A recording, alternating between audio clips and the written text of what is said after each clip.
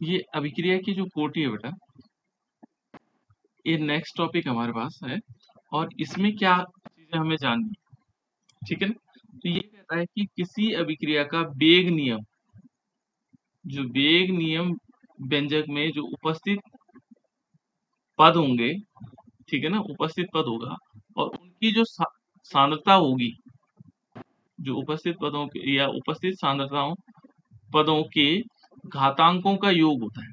मान लीजिए हमारे पास किसी पद में कोई रिएक्शंस है, जैसे मान लीजिए ए और इसकी पावर मान लीजिए हमने 1 लिया।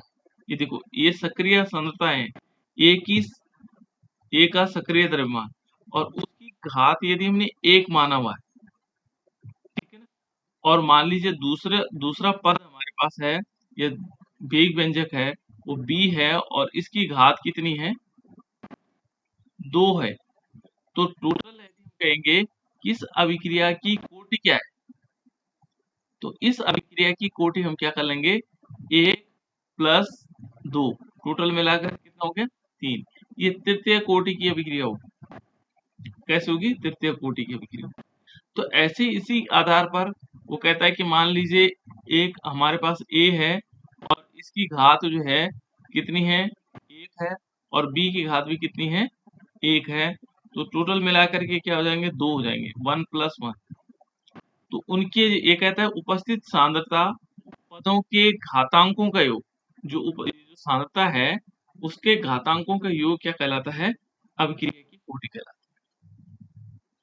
ठीक है ना। उसे क्या कहेंगे, अभिक्रिया की कोटि कहलाएंगे। एक और इसकी कंडीशन ये है कि जो वेग नियम व्यंजक है ये प्रयोगों पर आधारित है। इसके लिए यहाँ पर पहले प्रयोग किए गए हैं, उसके आधार पर इनका मान निकाला, ठीक है ना। हम मान नहीं सकते, ऐसे नहीं मान सकते कि इसकी अभिक्रिया की कोटि होगी। वो प्रयोगों के आधार पर जो निकाला गया है वो उसका क्या होगा, मान, ठीक है ना। तो वेग नियम क्या होगा, व्यंजक प्रयोगों के आधार पर निकाला जाता है। ये प्रयोगों के आधार पर निकाला जाता है, सैद्धांतिक वैल्यू नहीं है, ठीक है। इसका एक और है, ये कहता है कि यदि कोई अभिक्रिया विभिन्न पदों में होती है, माना कोई अभिक्रिया, मान लीजिए एक अभिक्रिया, कोई अभिक्रिया ऐसी होती है जो अलग अलग पदों में होती है, पूरा होती है, एक पद हो सकते हैं, 2 पद हो सकते हैं, 3 पद हो सकते हैं, अभी बताऊंगा मैं, है ना। तो जो सबसे धीमा वाला पद होगा, जिस पद में अभिक्रिया का वेग सबसे कम होगा, ठीक है ना, वही पद क्या होगा, उसका वेग निर्धारण पद होगा। उसी को हम क्या करेंगे, वेग निर्धारित करेंगे। तो जो धीमा पद होगा उसमें यदि हम देखेंगे उसमें कितने अणु भाग ले रहे हैं, वही उसकी कोटि कहलाएगी, ठीक है ना। वो क्या कहलाएगी, उसकी कोटि कहलाएगी। तो इस प्रकार से यदि हम इसको परिभाषा में के रूप में देखेंगे तो ये कह सकते हैं कि किसी अभिक्रिया के, माना कोई अभिक्रिया है, अभिक्रिया के प्रायोगिक रूप से, जो प्रायोगिक रूप से क्या होगा, प्रायोगिक रूप से निर्धारित वेग, निर्धारित पद की वेग समीकरण में सांद्रता पदों के घातांकों के योग को उस अभिक्रिया की कोटि कहते हैं। ये इसकी डेफिनेशन हो जाएगी। किसी अभिक्रिया के प्रायोगिक रूप से, माना कोई अभिक्रिया है और उसका प्रायोगिक रूप से जो क्या होगा, निर्धारित जो वेग होगा, निर्धारित वेग, निर्धारक पद की वेग समीकरण, जो निर्धारक पद होगा उसकी वेग समीकरण में सांद्रता पदों के घातांकों का योग, ठीक है ना, योग उस अभिक्रिया की कोटि कहलाएगी। पहले तो क्या होगा, प्रायोगिक रूप से हम इसको देखेंगे, ठीक है ना। इसके एग्जांपल, अलग अलग एग्जांपल हम अभी देखते हैं क्या क्या हो सकते हैं। एक तो प्रायोगिक रूप से क्या होगा, जो वेग निर्धारक होगा, जो वेग निर्धारित जो वेग होगा, निर्धारक पद होगा, इसमें पद भी क्या होंगे, निर्धारक होगा। उसकी जो वेग समीकरण है, जो निर्धारक पद होगा उसकी जो वेग समीकरण है उसमें जो सांद्रता पदों की जो घातांकों का योग होगा, निर्धारक पद, सभी में नहीं है, केवल निर्धारक पद में, ठीक है ना। जो क्या होगा, वेग समीकरण में सांद्रता पदों के घातांकों का योग उस अभिक्रिया की कोटि कहलाती है। अब देखो एक एक एग्जांपल लेते हैं। देखिए ये है हमारे पास ये है वेग समीकरण। यदि देख लीजिए बेटा, यदि यहाँ नहीं दिखाई दे रहा तो मैं बता देता हूँ। n1a और प्लस n2b, ये हमारे पास वेग समीकरण, कौन सी समीकरण है? वेग समीकरण। और इसको हमने क्या किया, यहाँ से उत्पाद में कन्वर्ट कर दिया है। देखो ये उत्पाद बना रहे है ना। अब ये क्या कहता है कि वेग समीकरण के जो सांद्रताओं के पद, देखो यहाँ पर यदि हम डेफिनेशन को वापस जाएंगे तो देखो ये है वेग समीकरण, हमने लिख लिया, ठीक है ना। और निर्धारित, देखो प्रायोगिक रूप से निर्धारित वेग, ठीक है ना। निर्धारक पद, पहले निर्धारक पद की वेग समीकरण, जिसको निर्धारक पद जिसमें हमने वेग समीकरण ज्ञात करनी है, वो समीकरण हमने देखनी है, ठीक है ना। इसके सांद्रताओं को देखो, इसकी जो हमारे पास सांद्रता है, देखो ये कहता है कि वेग समीकरण की दो सांद्रता पद है। कौन कौन से हैं? यदि यहाँ पर देखो, एक तो n1 और n2 दे रखा है, इनकी संख्या दे रखी है, तो उसने क्या किया है, इन संख्याओं को x और y के रूप में ले लिया। ये निर्धारक पद है, देखो दो सांद्रताएं पद है, ठीक है ना। यदि देखेंगे वेग समीकरण में क्या है, दो सांद्रता पद हैं, एक तो a है और एक b है। कितने पद हैं इसमें? सांद्रता पद दो। जैसे माना a plus b plus c होता, कितने सांद्रता पद हैं बेटा इसमें?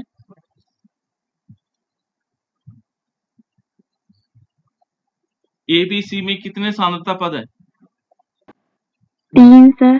बिल्कुल 3, ठीक है ना। ये किसी में ए है और डायरेक्ट प्रोडक्ट है, कितने सांद्रता पद हैं?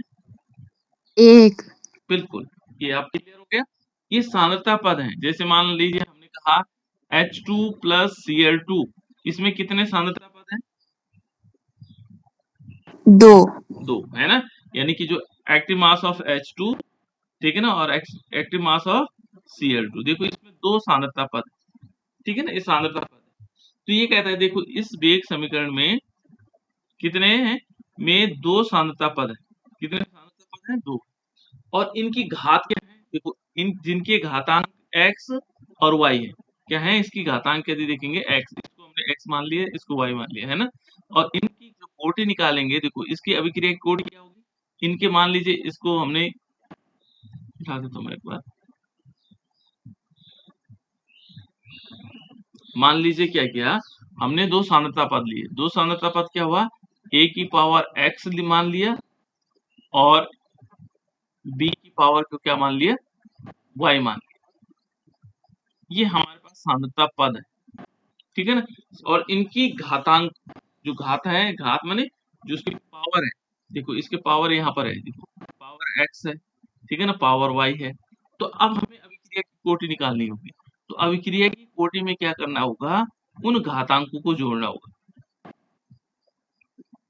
अभिक्रिया की कोटि, तो अभिक्रिया की जो कोटि होगी किस प्रकार से निकाल लेंगे, तो कोटि क्या हो गई, x प्लस वाई, ये हो जाएगी, ठीक है ना। और इसको हम n के फॉर्म में लिख सकते हैं, इसको हम क्या लिख सकते हैं, n के फॉर्म में, ठीक है। अब एक चीज और है, जो अभिक्रिया की कोटि है, ये मैंने हाईलाइट किया हुआ है। अभिक्रिया की जो कोटि है, 0 भी हो सकती है, देखो शून्य कोटि भी हो सकती है, 1 भी हो सकता है, 2 भी हो सकता है, 3 भी हो सकता है, और भिन्नात्मक भी हो सकती है। इसकी कोटि 2/3 भी हो सकती है, ये 4/5 भी हो सकती है कोटि। भिन्नात्मक भी होती है बेटा, 1/2 भी हो सकती है, ठीक है ना। तो इसमें कोटि क्या हो सकती है, शून्य कोटि की अभिक्रिया हो सकती है, प्रथम कोटि की, द्वितीय कोटि, तृतीय कोटि, और भिन्नात्मक भी हो सकती है, 1/2 भी हो सकती है, ठीक है ना। ये नोट रखना, ये अभिक्रिया की कोटि क्या हो सकती है, शून्य भी हो सकती है, 1 2 3 भी हो सकती है, और भिन्नात्मक भी हो सकती है। क्योंकि जब हम आणविकता पढ़ रहे होंगे तब डिफरेंस भी क्या लगेगा, डिफरेंस भी पता लग जाएगा। इसके बाद देखो बेटा, यहाँ पर यदि हम इसमें देखेंगे तो ये हमारे पास क्या हो गया, शून्य कोटि की अभिक्रिया या प्रथम कोटि की अभिक्रिया हमने निकाल दी, ठीक है ना। तो एक तो हमने पहले पता लगा दिया वेग समीकरण में। यहाँ देखो बेटा, अब जैसे माना है हमारे पास N2O5, N2O5, इसका तापीय विघटन करना है, माने इसको ताप देकर के इसको विघटित करना है। तो इस अभिक्रिया को देखो, जैसे ये अभिक्रिया होता है तो सिंपल ये अभिक्रिया क्या होती है, N2O5 जब हम इस पे ताप देते हैं, है ना, 2 मॉलिक्यूल होगा तो ये क्या होगा 4NO2 और प्लस O2 इस रूप में टूट जाता है, ऐसी बन जाती है अभिक्रिया। ठीक है ना, यहाँ पर ताप देंगे तो ताप देने पर ये होता है। लेकिन इस अभिक्रिया को एक अभिक्रिया क्या होती है अलग अलग पदों में, क्या होती है अलग अलग पदों में होती है। तो पहले क्या होगा, देखो इसमें 3 स्टेप हैं इसके।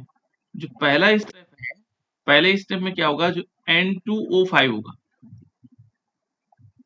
नाइट्रोजन पेंटाऑक्साइड, ठीक है ना, ये जब क्या होगा इसको हम ताप देंगे तो पहला स्टेप क्या होगा, यहां से ये जो बनाएगा ये बनाएगा N2O3 और O2 निकालेगा, और ये जो पद होगा ये धीमा पद होगा।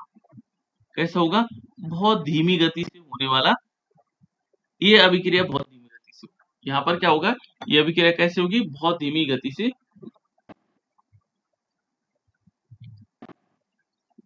ठीक है बेटा, ये कैसे होगी, बहुत धीमी गति से। दूसरा जो स्टेप होगा फिर क्या होगा, जो N2O3 बना, क्या बना N2O3, ये क्या करेगा, ये फिर टूटेगा, और ये किस रूप में टूटेगा, एक बनाएगा नाइट्रिक ऑक्साइड और प्लस NO2, लेकिन ये तीव्र गति से होगा। कैसे होगा, तीव्र गति से।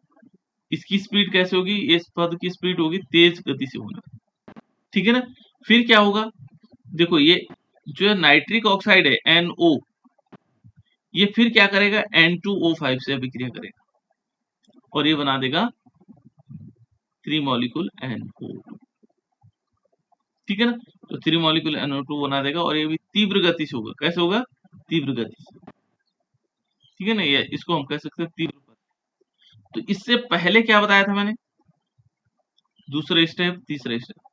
देखो ये अभिक्रियाएं विभिन्न पदों में भी हो सकती है। देखो यहाँ पर यदि देखेंगे, देखो यदि ये कहता है, देखो पहला पॉइंट नोट करो, ये वाला है ना, कि यदि कोई अभिक्रिया विभिन्न पदों में होती है तो सबसे धीमा पद ही वेग निर्धारण पद होता है। ये पढ़ा भी नहीं, अभी पढ़ा, यानी कि जो यदि कोई अभिक्रिया क्या होती है अलग अलग पदों में होती है, तो उसमें जो सबसे धीमा पद होगा वही वेग निर्धारण पद होगा।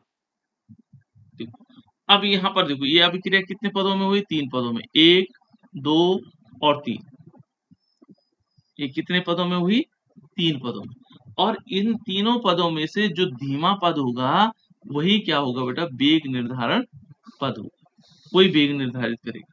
तो इसमें धीमा पद कौन सा है, सबसे ऊपर वाला,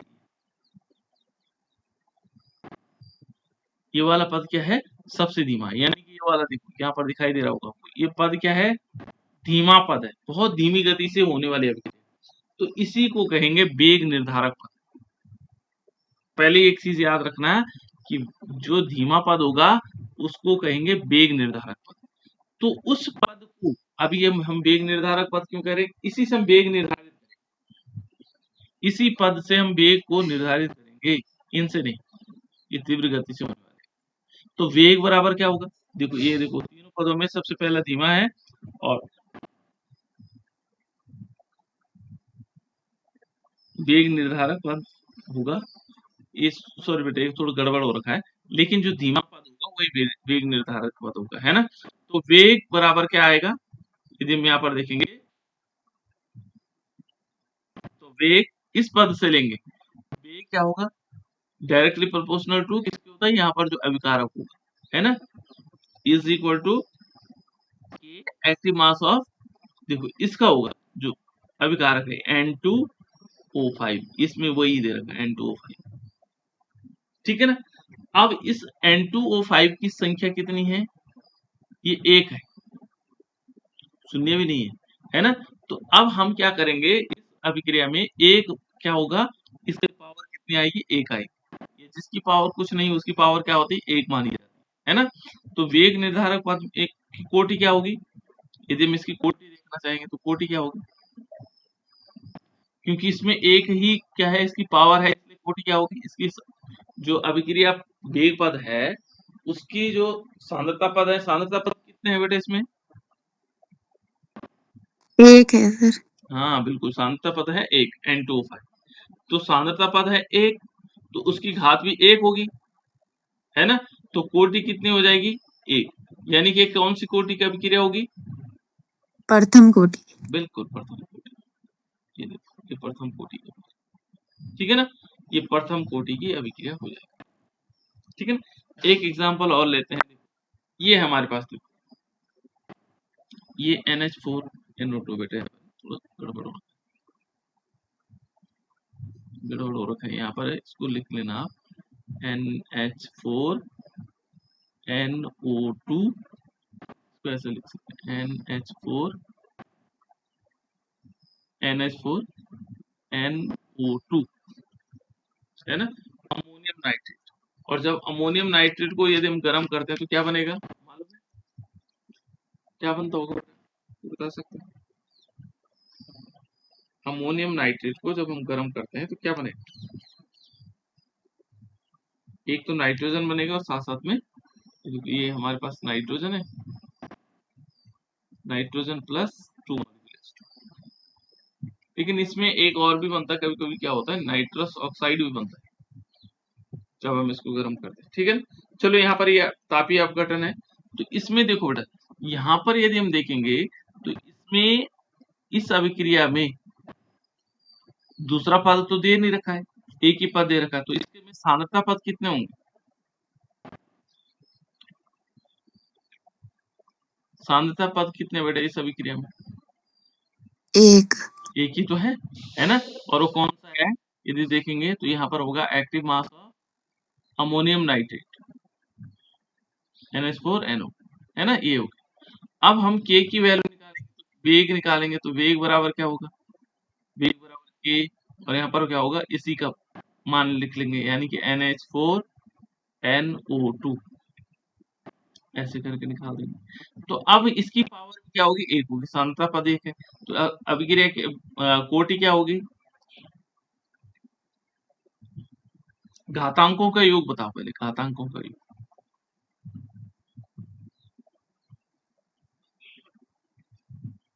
कितने घातांक हुआ बेटा, कितना योग हुआ? एक है सर। एक ही तो है, इसमें घात और है ही नहीं कोई। दूसरा पद होता तो दूसरे पद का जोड़ते, एक पद है और उसमें एक है, तो घातांकों का योग एक हुआ, तो कोटि अपने आप ही एक हो जाएगी। कौन सी कोटि हो जाएगी बेटा? एक हो जाएगी। कोटि एक होने पर यानी कि इसको हम कह सकते हैं प्रथम कोटि। कैसी अभिक्रिया होगी? प्रथम कोटि। अब दूसरा देखो बेटा, ये दिया हुआ है इन्होंने, नेक्स्ट स्टेप दे रखा, नहीं रिएक्शन से देखेंगे। इसमें देखिए, मान लीजिए ये हमारे पास है एथिल एसीटेट का क्षारीय माध्यम में जल अपघटन, जो क्षारीय माध्यम है उसको, उसमें जल अपघटन। तो एथिल एसीटेट का फॉर्मूला तो आप लोग अच्छी तरह जानते हैं, ये होता है CH3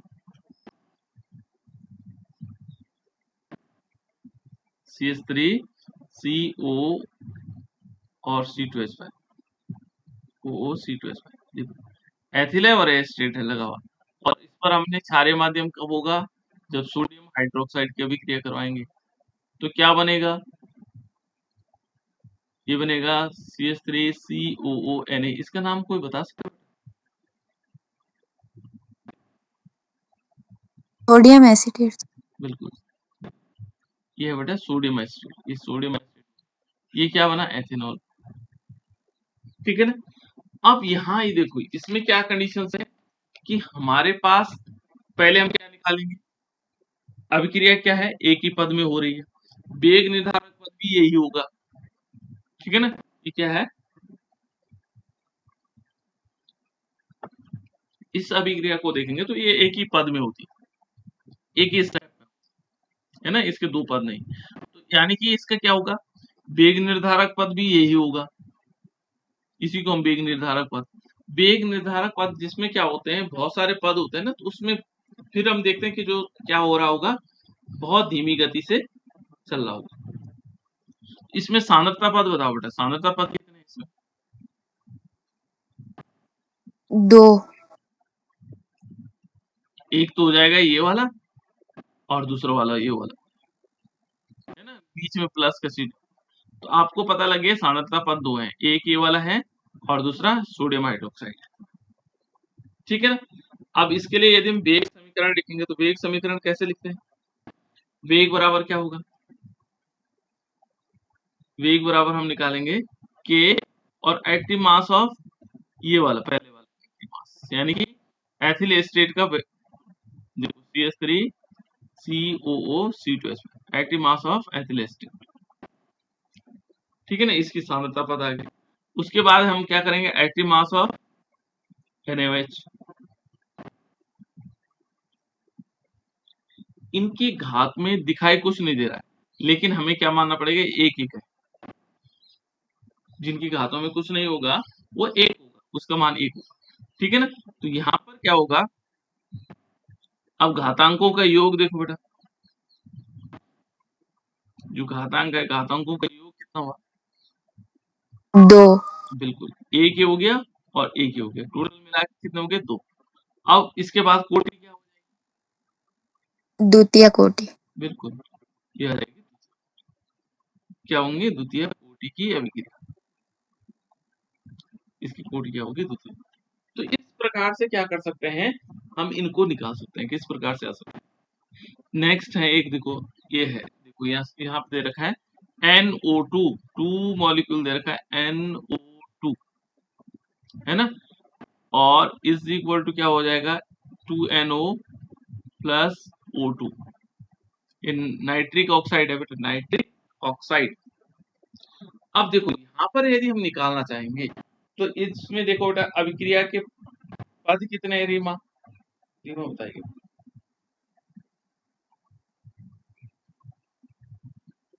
बताओ बेटा रीमा, सो तो नहीं की?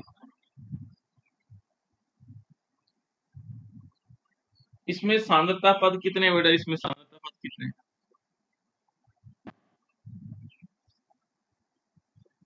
2 सर। कौन कौन से हैं? 2NO plus O2। नहीं, ये वाले नहीं निकालते बेटा, जो अब सांद्रता पद होंगे वो अभिकारक से निकाला जाएगा, इससे। ठीक है ना, सांद्रता पद हमारे पास एक है, कौन सा वाला है, NO2। ठीक है ना, और इसकी घात कितनी होगी, ये सांद्रता पद है, इसके जो घातांक होंगे वो 2 होंगे। ठीक है, पद तो एक है लेकिन उसकी घात कितनी है, 2 है। ठीक है ना। अब इसमें यदि देखेंगे तो ये वेग समीकरण तो हमारे पास ये आ गया। तो वेग, यदि हम वेग निकालना चाहेंगे तो वेग बराबर क्या होता है, हमेशा के, और यहाँ पर आएगा सांद्रता पद जो होगा उसकी, उसको लिखना है NO2। ठीक है ना, और उसकी फिर घात लिखनी है 2।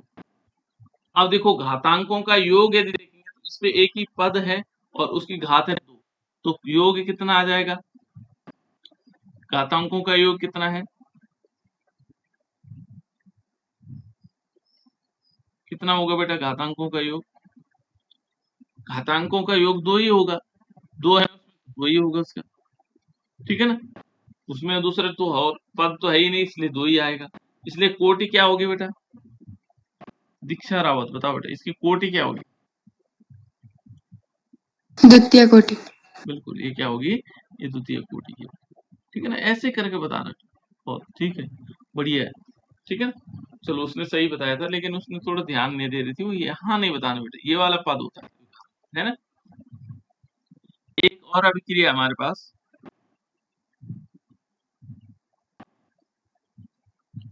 देखो बेटा ये है H2 प्लस I2, और रिवर्सिबल ये चिन्ह लगा हुआ है 2HI। ठीक है ना, सौरभ बताओ बेटा, इसमें पहले ही मुझे बताना है कि जो ये है सांद्रता पद कितने हैं इसमें? 2। 2 है। ठीक है ना, सांद्रता पद एक यहाँ पर ये हो जाएगा और एक पद ही हो जाएगा, है ना। तो हम इसको ऐसे भी लिख सकते हैं, जो सांद्रता पद है वो H2 और यहाँ एक्टिव मास के फॉर्म में आ जाएगा, और I2 एक्टिव मास के फॉर्म में आ जाएगा। ठीक है ना, ये 2 पद है। तो यदि हम वेग निकालेंगे इसका, तो वेग किस प्रकार से आएगा, वेग समीकरण हमारे पास आएगा, जो वेग समीकरण होगा इज इक्वल टू के, और यहाँ होगा एक्टिव मास ऑफ H2 और एक्टिव मास ऑफ I2। ठीक है ना, ये दोनों आ जाएंगे। ठीक है ना, इसमें घातांकों का योग कितना होगा, घातांक जो घातांक होंगे, घातांक 2। ठीक है ना, कैसे कैसे आएगा, 1+1, ये 1+1 आएगा बेटा, इसमें 1 है, ये भी 1 है, तो 1+1 बराबर 2। ठीक है ना, और कोटि कौन सी हो जाएगी, फिर आप लोग समझ सकते हैं कि द्वितीय कोटि के भी। ठीक है, चलो अब 1 मिनट और है, एक रिएक्शन हमारे पास ये FeCl3 प्लस SnCl2 और इज इक्वल टू बना रखा है 2 मॉलिक्यूल FeCl2 और प्लस SnCl4। ठीक है ना, हाँ चल बेटा, पहले ये बताओ बेटा, इसमें सांद्रता पद कितने हैं, 2 दो हैं, कौन कौन से, एक है FeCl3 और दूसरा है SnCl2। ठीक है, ये दोनों हमारे पास सांद्रता पद है, इनकी घातांकों का योग कितना होगा,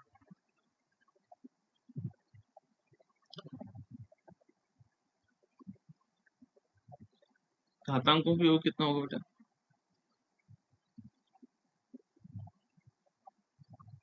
बता बेटा आंसर।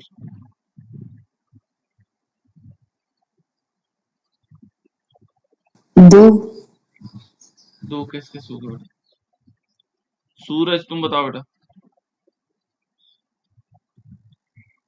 सर FeCl3 की पावर 2 है सर। सांद्रता पद तो एक है बेटा, ये इसको हम सांद्रता पद तो एक है, ठीक है ना, लेकिन इस सांद्रता पद, देखो यहाँ पर हम वेग समीकरण, पहले हम वेग समीकरण रखेंगे, है ना, तो वेग समीकरण में क्या होता है K, और यहाँ सांद्रता पद है FeCl3, है ना, लेकिन इसकी पावर कितनी है, देखो ये वाली पावर आ जाएगी, ये पावर आ जाएगी 2।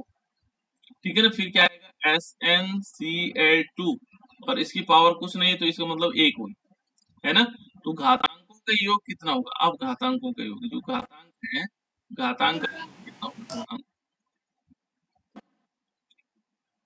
देखो जो घातांक है बेटा उनका योग कितना होगा, 2 तो इसके पास है, 2 प्लस 1 यहाँ हो गए घात, तो टोटल मिला के कितना हो जाएगा 3। तो इसे कह सकते हैं बेटा तृतीय कोटि की अभिक्रिया, कौन सी अभिक्रिया, तृतीय कोटि की अभिक्रिया। ठीक है, अब उसके बाद नेक्स्ट वो है बेटा प्रायोगिक मान है, प्रायोगिक मान के आधार पर ये अलग अलग प्रकार की चीजें आती है ना। चलो इसके बाद एक रिएक्शन और है, ये थोड़ा मजेदार और रिएक्शन है, ये कहता है कि एक रिएक्शन दे रखी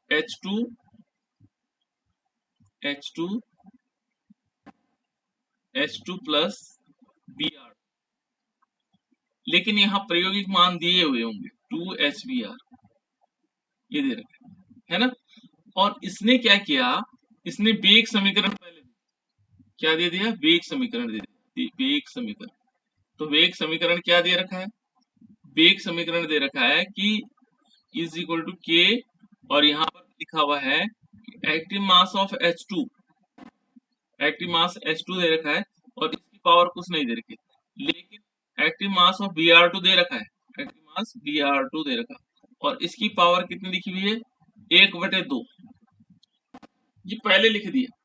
अब पूछता है इसकी कौन सी कोटि की अभिक्रिया हो, क्योंकि ये तो प्रयोग के द्वारा निकाला जाता है ना, हम सैद्धांतिक रूप से नहीं बता सकते इनको, ये प्रयोग द्वारा ये आया, active mass of H2 plus active mass of Br2 उसकी पावर हाफ, इसमें हम ये बताना बेटा ये कौन सी कोटि की अभिक्रिया, इसकी कोटि क्या होगी, सिमरन बता बेटा, ये कोमल हो, सर हाँ बता बता, सर शून्य कोटि की है। हाँ चल कोमल तू बता बेटा,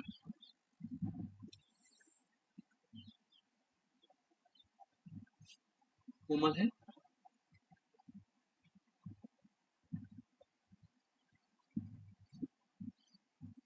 दीक्षा खंडवान तुम बताओ बेटा।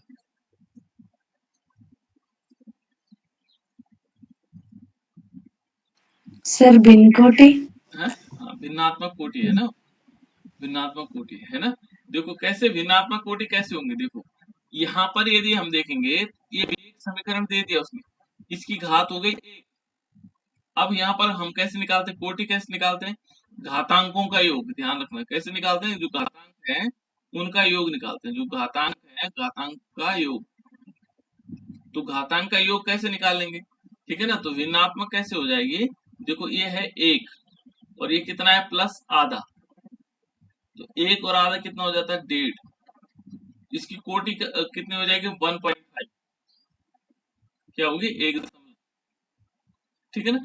जब 1.2 हो जाती है तो इसको बोलते हैं भिन्नात्मक कोटि, जो भिन्न के रूप में है, यानी कि 1/2 ये भिन्न के रूप में है, ठीक है ना। तो इसको भिन्नात्मक कोटि कह सकते हैं, ये इसकी कोटि क्या हो जाएगी 1.5। तो इस प्रकार से भी क्या होता है बेटा, कोटि अलग अलग प्रकार की होती हैं, ठीक है ना, जिसको हम ऐसे। अब शून्य कोटि की अभिक्रिया क्या होती है, क्योंकि लास्ट ये तो है भिन्नात्मक कोटि और इसके बाद है बेटा लास्ट वन जो हमारे पास है शून्य कोटि की अभिक्रिया, ठीक है ना। शून्य कोटि की अभिक्रिया क्या कहता है, जैसे अमोनिया गैस, एयू और प्लेटिनम आदि धातुओं पर के तल पर क्या होता है, इनका विघटन होता है, शून्य कोटि की अभिक्रिया कहलाती है। जैसे अमोनिया है तो अमोनिया वो कहता है कि NH3 जो होगा, इसका ये जो NH3 गैस है ये या तो Au है, सोना हो गया, या प्लेटिनम हो गया।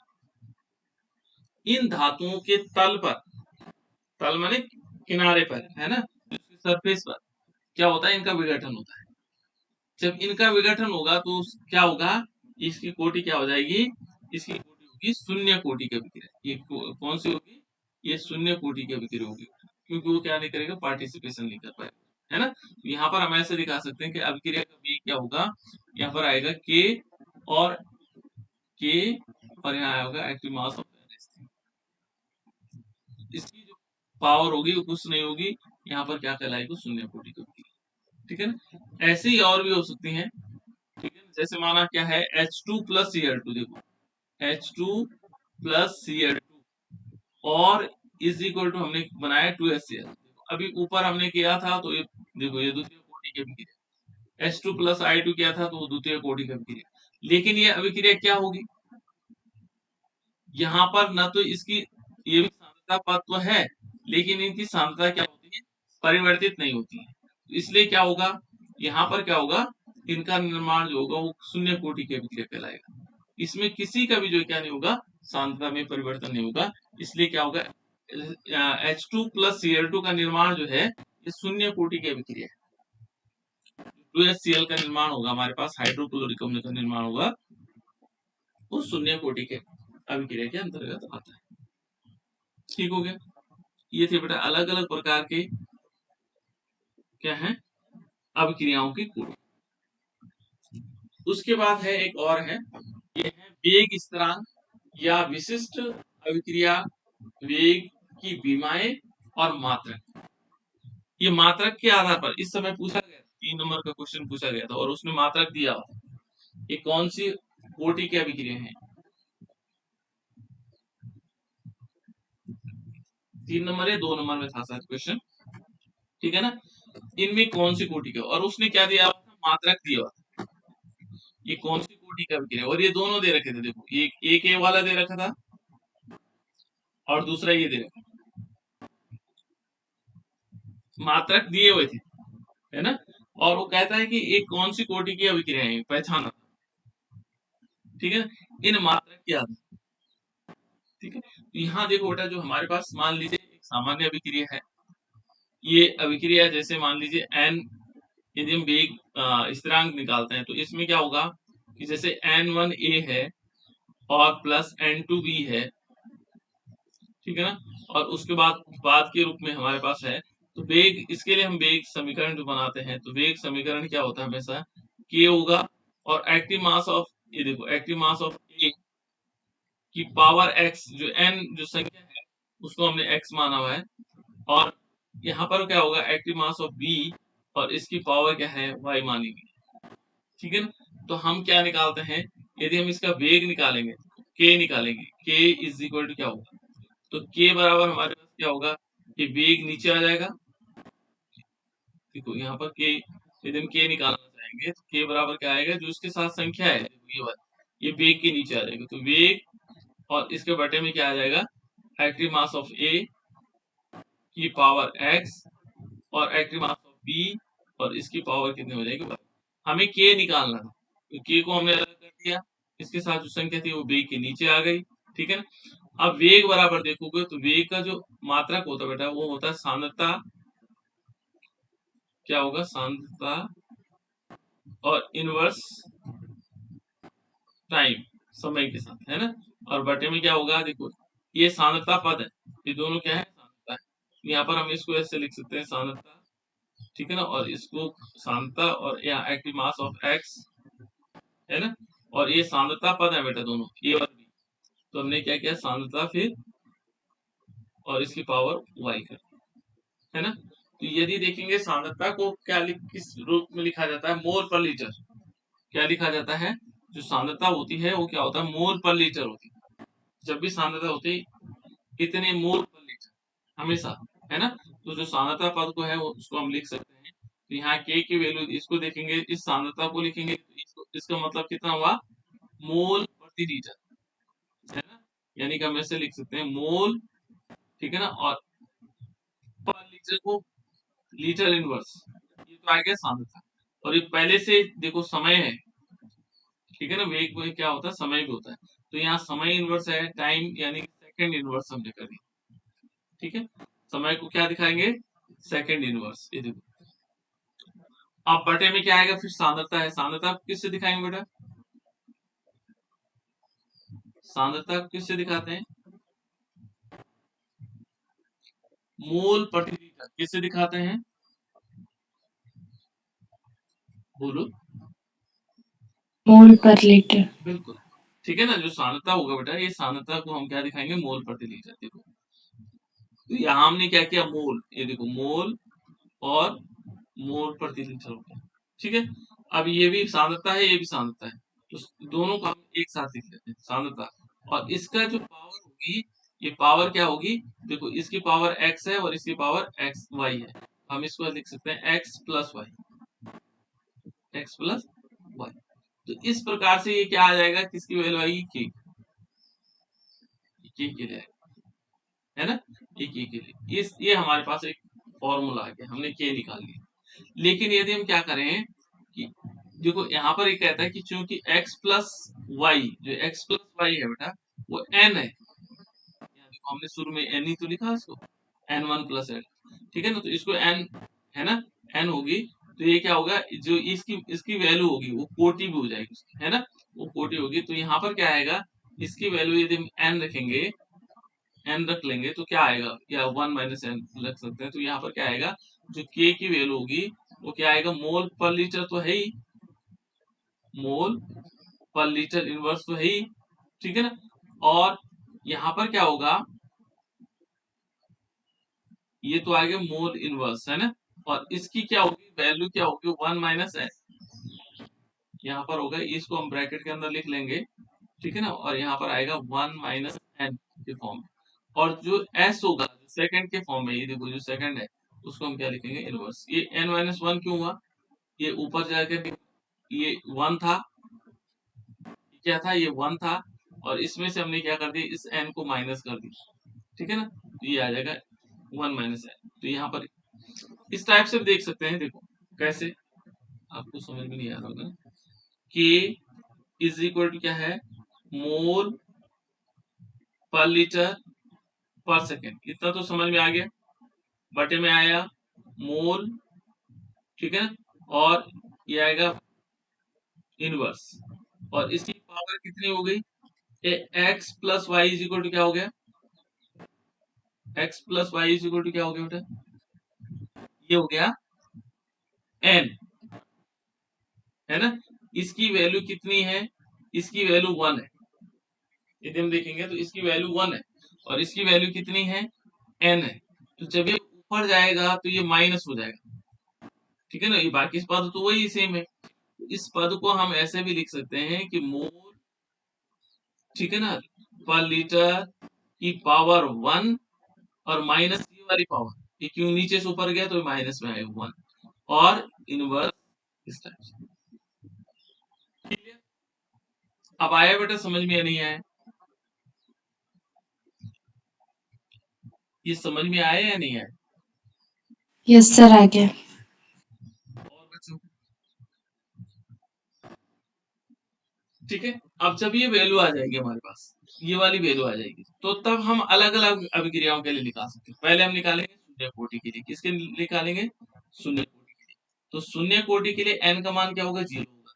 तो यहाँ पर देखो जो n की वैल्यू है वो 0 हो गई, है ना। n की वैल्यू जब 0 हो गई, जैसे मान लीजिए हमने लिया शून्य कोटि, मान लीजिए शून्य कोटि, ये शून्य कोटि की अभिक्रिया, तो यहाँ पर n का मान क्या हो गया? 0 हो गया। तो इसका मात्रा क्या होगा? ये ऑटोमेटिक आ जाएगा। यहाँ पर क्या होगा? शून्य कोटि की अभिक्रिया के लिए यदि हम निकालते हैं तो ये आएगा मोल, मोल, ठीक है ना, पर लीटर, ये भी है। और ये देखो 1 माइनस 0, 1 माइनस 0 का मतलब 1 ही तो होगा, इसकी पावर 1 हो जाएगी, है ना। और इसमें क्या आएगा? इनवर्स सेकंड, ये आएगा, ठीक है ना। उसका मात्रा क्या आ जाएगा जी, उसकी इकाई आ जाएगी और बीमा ये आ जाएगी, ठीक है ना। अब यदि 1 रखें, देखो n इज इक्वल टू 1 रख लेते हैं, तो 1 माइनस 1 बराबर 0 हो जाएगा। तो जब ये 0 हो जाएगी, ये वैल्यू 0 हो जाएगी, तो इसका मान भी पूरा 0 हो जाएगा। तो इसका केवल क्या बचेगा? s second. नहीं समझ में आया?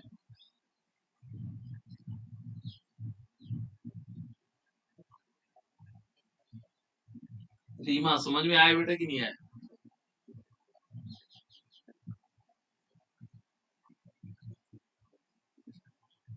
समझ में आ गया बेटा रीमा? दीक्षा बेटा तुम बताओ।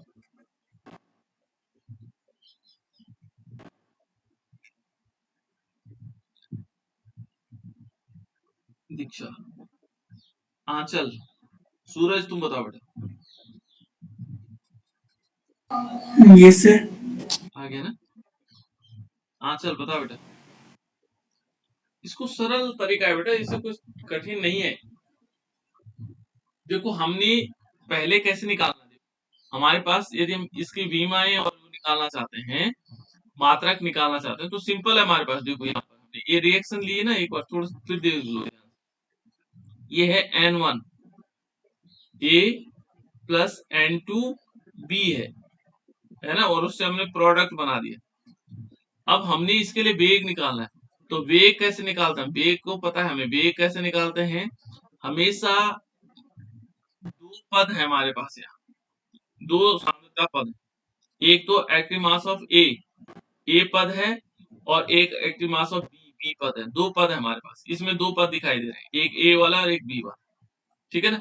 और इसकी जो घात है वो n1 है। तो n1 क्या है? वो संख्याएं हैं, जिसको हमने क्या कर दिया? x मान लिया।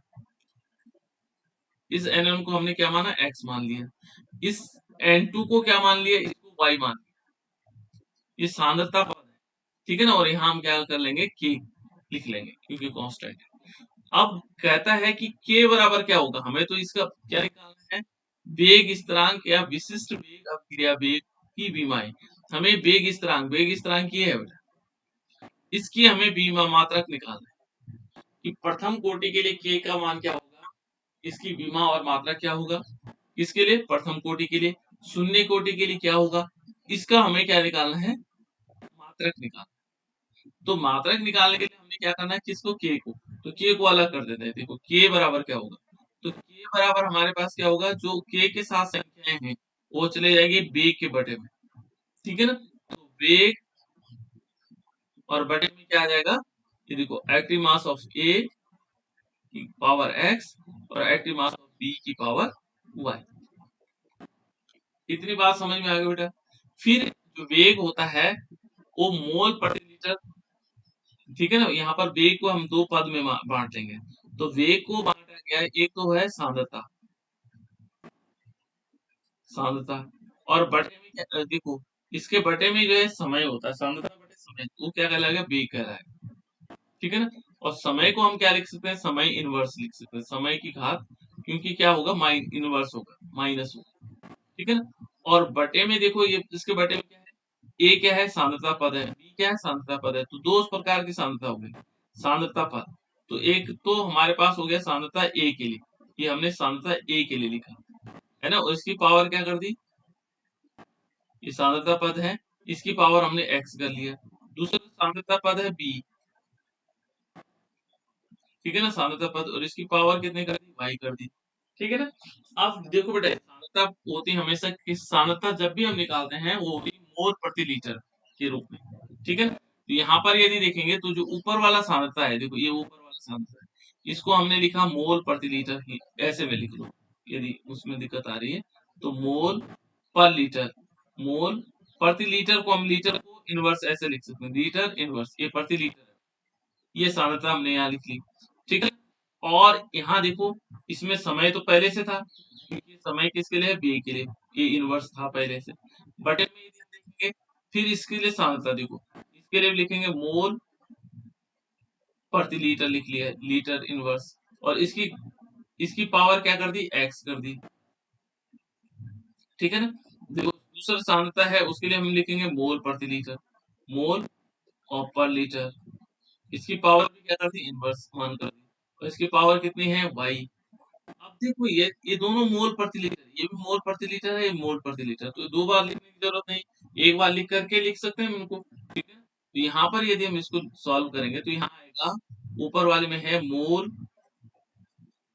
प्रति लीटर, लीटर इनवर्स है ना, लीटर इनवर्स, और समय, और ये भी क्या है, इनवर्स है, और बटे में क्या कर देंगे, देखो मोल प्रति लीटर, ये लिख लिया मैंने, लीटर इनवर्स, और इसकी पावर क्या हो जाएगी, देखो अब दोनों पावर को जोड़ देते हैं, x प्लस वाई, तो ये आ जाएगा x प्लस वाई, ये दोनों जुड़ गए, ठीक है ना बेटा। अब देखो, जब x प्लस वाई, यहाँ पर हमारे पास x प्लस वाई बराबर क्या होता है, n होता है, इसकी वैल्यू कितनी होगी, n, तो हम इसको n के रूप में लिख सकते हैं, यानी कि क्या आएगा, ये आएगा मोल प्रति लीटर प्रति सेकंड या प्रति समय, है ना, यहाँ अभी तो समय ही दे रहा है ना, इसको सेकंड के रूप में आएगा, और इसमें क्या आएगा, मोल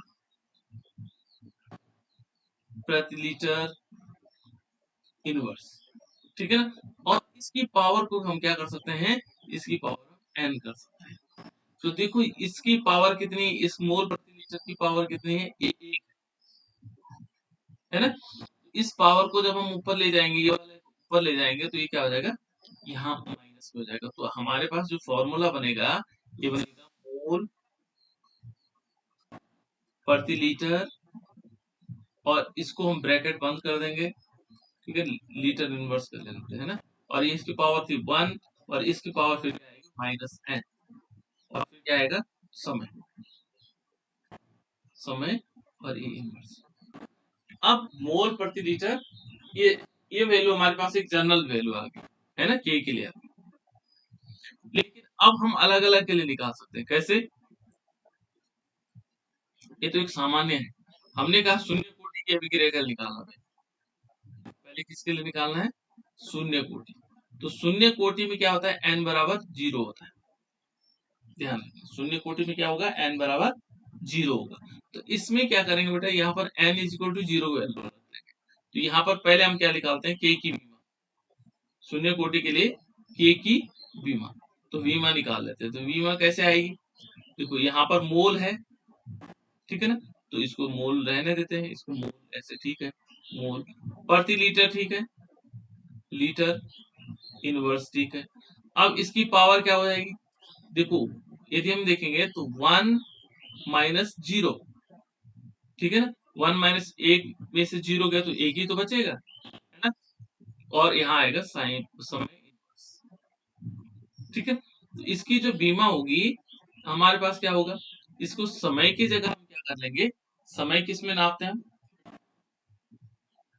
सेकंड, है ना, तो ये आ जाएगा, तो इसको हम ये तो बीमा हो, लेकिन जब हम उसकी इकाई के फॉर्म में लिखेंगे, तो इकाई के फॉर्म में क्या आएगा, तो ये हम लिख सकते हैं के की इकाई, जो के की इकाई होगी वो किस प्रकार से होगा, उसका जो मात्रक होगा किस प्रकार होगा। इसको तो मोल के फॉर्म में आएगा, लीटर इनवर्स ठीक है, समय को हम क्या लिखेंगे, सेकंड इनवर्स लिखेंगे। तो ये शून्य कोटि की अभिक्रिया के लिए बेटा देखो वहां पहचानने के लिए आया था कौन सी मात्रक होगा, ये शून्य कोटि का। दूसरा यदि हम प्रथम कोटि के लिए देखेंगे तो प्रथम कोटि में n बराबर क्या होता है, हमेशा n बराबर 1 हो जाएगा। तो प्रथम कोटि के लिए किस प्रकार से आएगा, प्रथम कोटि के लिए निकालना चाहेंगे तो प्रथम कोटि के लिए क्या आएगा, यहाँ पर वैल्यू लिख सकते हैं इसके लिए बीमा, तो यहाँ पर आएगा मोल, क्या आएगा मोल, ठीक है, मोल आएगा, लीटर प्रति लीटर आएगा, ठीक है, और प्रति लीटर को इसकी पावर क्या होगी 1 माइनस 1 हो जाएगा और इंटू समय हो जाएगा, समय, ठीक है ना। लेकिन ये क्या है, ये बीमा है, यहाँ पर 1 माइनस 1 बराबर 0, तो जिसकी पावर 0 हो जाएगी वो पूरा पूरा 0 हो जाएगा, है ना। तो ये तो पूरी वैल्यू क्या हो गई, ये तो पूरा 0 हो गया, है ना। तो यहाँ क्या बचा, समय इनवर्स। तो इसका यदि मात्रक निकालना चाहेंगे तो इसकी इकाई क्या होगी, इसकी इकाई गई समय को हम सेकंड इनवर्स लिख सकते हैं। इसी प्रकार से n इज इक्वल टू 3 के लिए निकाल सकते हो बेटा आप, n बराबर 3, n बराबर 3, n बराबर 2, ठीक है ना, जहां पर n इज इक्वल टू 2, यानी कि द्वितीय कोटि की अभिक्रिया के लिए भी हम निकाल सकते हैं, ठीक है ना। इसी प्रकार से तृतीय कोटि n इज इक्वल टू 3 रख लेंगे, ठीक है ना। तो इस प्रकार से हम वैल्यू रख लेंगे, वो अपने आप आता चला जाएगा, ठीक है। तो इस टाइप से हम निकाल सकते हैं, ये अलग अलग प्रकार की वैल्यू हमारी आती है। तो ये है वेग स्थिरांक निकालने का, ठीक है। इसमें और भी है, देखो फिर उसके बाद है गैसीय अभिक्रियाओं के लिए वेग स्थिरांक, ठीक है। चलो इसको हम कल बताएंगे आप लोगों को।